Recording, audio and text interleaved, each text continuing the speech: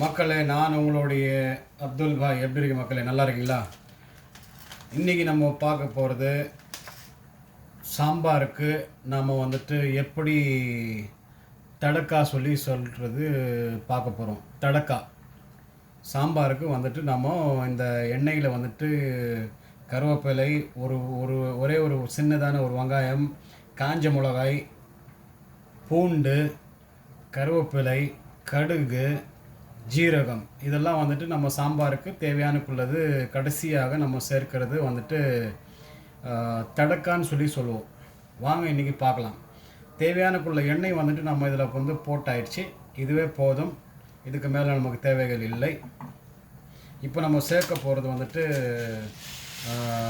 கடுகு. நமக்கு தேவையானக்குள்ள கடுகு வந்துட்டு நம்ம எடுத்துக்கிறோம்.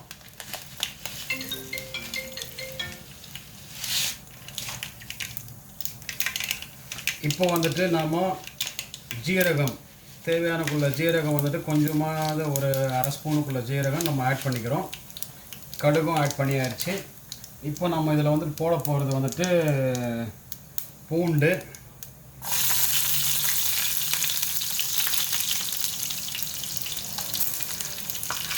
காஞ்ச மிளகாய், கருவேப்பிலை, வெங்காயம்,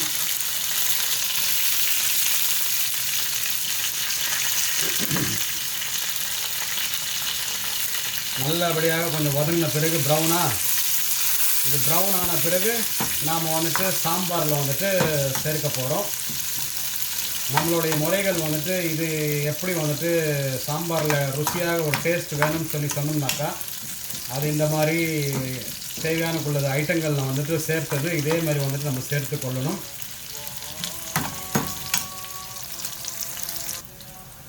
பார்த்தீங்களா மக்களே, நம்மளுடைய வந்துட்டு சாம்பாருடைய தடக்கா வந்துட்டு சரியான ஒரு முறையில் வந்துட்டு சரியாக வெந்து விட்டது.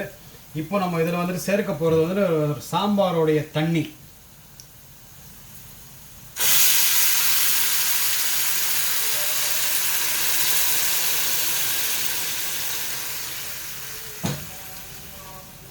சாம்பாருடைய தண்ணி வந்துட்டு சேர்த்துட்டு இதை அப்படியே மிக்ஸ் பண்ணி நம்ம வேறு ஒரு பாத்திரத்தில் செஞ்சிட்ருக்கிற பாத்திரத்தில் வந்துட்டு சேர்த்துக்கலாம்.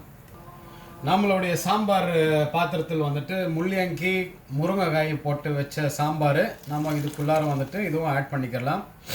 இப்போது ஒரு கலக்கிட்டு மூடி வச்சிடலாம். அதுக்கு முன்னாடி வைக்கிறதுக்கு முன்னாடி நம்ம வந்துட்டு இருக்கிற மல்லி இலைகள் வந்துட்டு அதில் சேர்த்து கொள்ளலாம். இதுதான் நம்மளுடைய சாம்பாரோடைய தடக்கா. இது எப்படின்னு செய்கிறதுன்னு பார்த்தீங்க. நிச்சயமாக வந்துட்டு நம்மளுடைய வீடியோ வந்துட்டு முழுமையாக நீங்கள் பாருங்கள், ஸ்கிப் பண்ணாமல். அடுத்தடுத்த வீடியோக்களில் வந்துட்டு நம்ம வந்துட்டு புது வீடியோ வந்துட்டு உங்களுக்காண்டி வந்துட்டு ஷேர் செய்யப்படும்.